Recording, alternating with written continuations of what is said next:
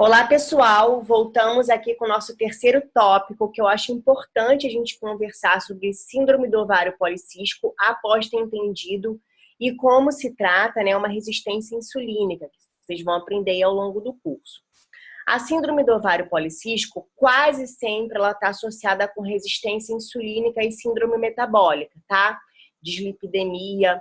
Tem algumas mulheres também que têm mais tendência a ter compulsão alimentar, principalmente por carboidrato, por doce, tá? Então é importante a gente entender resistência insulínica e também entender aí a etiologia e gênese, né? Como que aparece, o que que é síndrome do ovário policístico. Ela se caracteriza como uma anovulação crônica, ou seja, não existe ovulação, né? Não contínua. Algumas mulheres podem ter excesso de androgênios. Logo, o que seriam androgênios? Testosterona, DHT, tá? Oligomenorreia ou amenorreia, ou seja, desregulação menstrual, tá? Hirsutismo, que é pelo.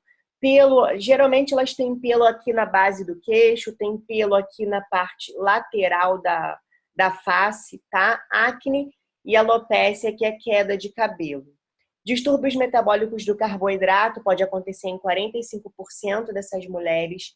Aborto espontâneo, diabetes gestacional, dislipidemia, hipertensão e Hashimoto também é comum aparecer em mulheres com síndrome do ovário policístico. Aqui nessa figura a gente consegue ver um ovário normal, né, que tem cistos, espaços ao longo de todo ovário. E nesse daqui a gente consegue ver, né, que os ovários policísticos eles têm um número aumentado e geralmente estão na periferia, mas esse aqui é bem clássico. Nem sempre tá assim, tá? Nem sempre é dessa forma que aparece. O diagnóstico que a gente usa em medicina aqui no Brasil são os critérios de Roterdã. Ou seja, se a mulher apresentar 2 dos 3 critérios que definem o ovário policístico, ela já é diagnosticada de ovário policístico. Que seria, então, disfunção menstrual, hiperandrogenia, que eu falei para vocês, que é testosterona, DHT alta, tá? Ou hiperandrogenismo, que seria acne, que seria pelos em excesso pelo rosto, pelo corpo, e ovários policísticos. Ou seja, há muito tempo atrás, os cistos no ovário, eles eram o diagnóstico do ovário policístico. Hoje não é mais, tá? Se a mulher tiver disfunção menstrual e hiperandrogenia, e vamos supor, uma resistência insulínica, eu já dou o diagnóstico de ovário policístico. Ela não precisa ter os ovários císticos, tá? Isso aí já mudou. Então, é esse aqui o critério que a gente usa geralmente aqui no Brasil. E quais são as alterações hormonais que acontecem nessa síndrome do ovário policístico? Diminuição de FSH, tá? Aumenta aí o LH, a testosterona, a androstenodiona, o DHEA, o DHT, mas podemos ver padrões diferentes, viu, gente, nos exames. Porque, como a gente sabe, né, vocês estão aprendendo aí no curso, ninguém é igual a ninguém. E nós temos vários fenótipos descritos aí na medicina de ovário policístico. Temos os 4 fenótipos base, mas a gente pode ter umas alterações aí, tá? A relação LH-FSH, ou seja, o valor do LH dividido pelo valor do FSH maior que 3, entre 50% a 88% das mulheres com SOP. Algumas literaturas dizem que esse valor aqui, LH sobre FSH, seria maior que 2, tá? Por isso a gente tem que tomar cuidado e avaliar isso com calma. E também o aumento do volume ovariano pelo aumento daqueles cistos que ficam ali na periferia. Esse tratamento que eu trouxe aqui, ele está descrito no Lúcio Vilar, que é um livro-texto base, né, meio que o papa da endocrinologia. E aí é dessa forma que ele discorre, né, sobre o tratamento do ovário policístico. Primeiro ponto, modificação do estilo de vida. Então não adianta entupir a menina de contraceptivo oral, de anticoncepcional e não modificar o estilo de vida, tá? Segundo ponto, mais aceito em endocrinologia, contraceptivos orais.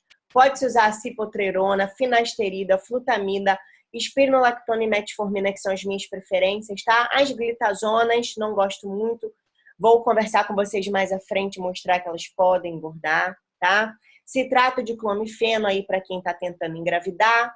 Gonadotrofina, fazer cirurgia se precisar ou outros pontos, tá? Geralmente, A gente trabalha com modificação de estilo de vida e contraceptivo oral, ou modificação de estilo de vida, espironolactona, metformina, às vezes alguns médicos passam finasterida, depende aí, tá?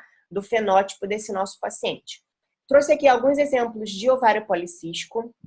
Esse primeiro exemplo aqui de exame, olha só, a menina tem uma resistência insulínica, né? Uma insulina 9, tá? Olha só a desregulação dela aqui. FSH 3,5, LH 10,6, um estrogênio alterado, mas a testosterona dessa mulher já está bem baixa, ou seja, ela não segue aqueles critérios ali, mas ela tem uma resistência insulínica, uma alteração de FSH-LH e uma desregulação hormonal e já teve aborto, tá? Então, essa paciente entra no diagnóstico de ovário policístico. Aqui nesse outro exame, a gente já vê uma insulina normal, tá? Não tem resistência insulínica. Um FSH-LH aqui um pouco desregulado, um estrogênio normal, mas mais aumentado. E olha a testosterona, super alta, né? 48, uma testosterona livre de 34.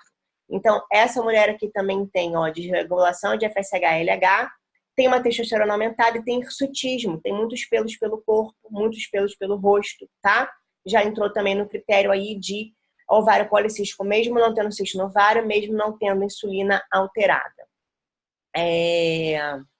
Aqui eu trouxe uns trabalhos para vocês que ainda são um ponto de interrogação, tá? Ainda não se sabe qual é a etiologia, de onde que vem, como é que o ovário fica cheio de cisto. O que a gente sabe é que o açúcar ele pode aumentar, né? Uma alimentação aí rica em gordura hidrogenada, em açúcar ruim, né? Rica em carboidrato, farináceo, pode aumentar a inflamação ovariana. Mas a gente sabe também que os fatores genéticos e hormonais podem desempenhar um papel importante na patogênese da SOP, e o nível de progesterona em meninas com ovário policístico causa aí uma estimulação aumentada do sistema imunológico, que pode produzir mais estrogênio, o que leva a vários anticorpos. Lembra aqui que eu mostrei para vocês uma alteração aí com estrogênio super aumentado?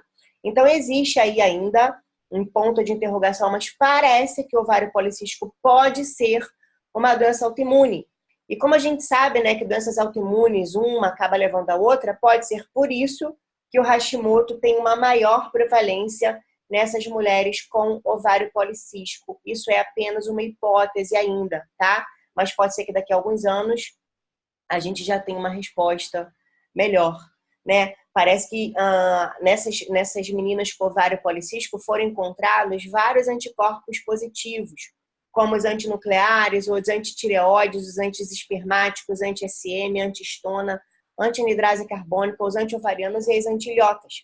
E existe muito, né, como eu já falei, uma associação entre SOP e anti-TPO positivo, que foi documentado também em pacientes que tinham lúpus, tá? Então, enfim, sempre que tiver uma doença autoimune, é importante pesquisar um SOP, ou sempre que houver um SOP, é importante também pesquisar outras doenças autoimunes. E, lógico, a dieta mais indicada para uma doença que vai inflamar ali, né, todo aquele meio, toda a questão ovariana e a ovulação seria uma dieta anti-inflamatória.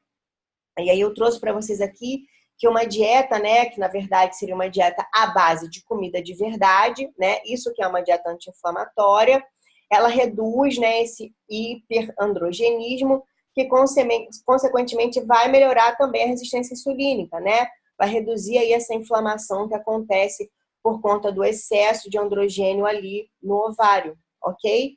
E aí a dieta que todos os trabalhos indicam seria uma dieta inspirada na dieta do Mediterrâneo, onde se tem bastante consumo de legumes, peixe, tá? Aqui eles colocam low fat, no caso low fat seria a gordura mesmo industrializada, aquela gordura que a gente sabe que é ruim, né? Óleo de canola, óleo de soja, óleo de girassol.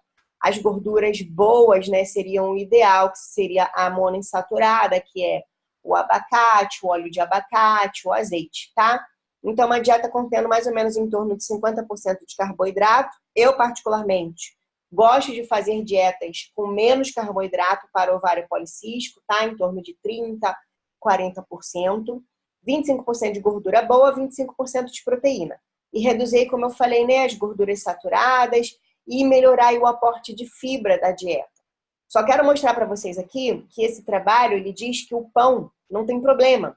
Mas aí a gente está pensando no pão de uma dieta do Mediterrâneo, né? Um pão que tem uma farinha boa. Então tem que tomar cuidado com o excesso de farinha do Brasil, porque as farinhas do Brasil, elas são modificadas, elas são transgênicas, elas têm muito agrotóxico, elas também têm uma legislação aí, né, uma RDC, que permite até um certo ponto de sujeira dentro da nossa alimentação, e as farinhas, né, não passam aí por um processo de qualidade legal, tá? Eles também indicam o uso aí de semente de linhaça, óleo de linhaça, ou ômega 3 e, lógico, o nosso querido azeite, tá? Eles indicam uma redução de carne vermelha, né, 2 vezes por semana, frango 1 vez por semana e peixe de 2 a 3 vezes por semana. Além disso, eles indicam também esses temperos que a gente já conhece, inclusive da medicina indiana, né? Tempero, gengibre, todas essas pimentas, né? Pimenta branca, pimenta preta, pimenta verde, cúrcuma, fenogrego, todos esses temperos que a gente já conhece, canela, alecrim, são ideais aí para melhorar também, controlar essa inflamação, tá? Assim como chás. O trabalho cita chá verde, mas pode ser qualquer tipo de chá, tá?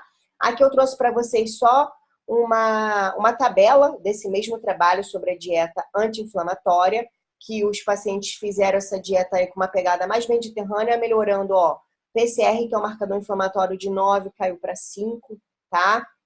A gente teve também uma melhora da insulina que de 14 já tinha reduzido para 9. Continuou aí a aparecer uma resistência insulínica nas meninas, mas melhorou bastante, tá? Só uma observação aí para vocês. Como a gente está falando de ovário policístico, eu vou seguir a aula e vou falar também de testosterona.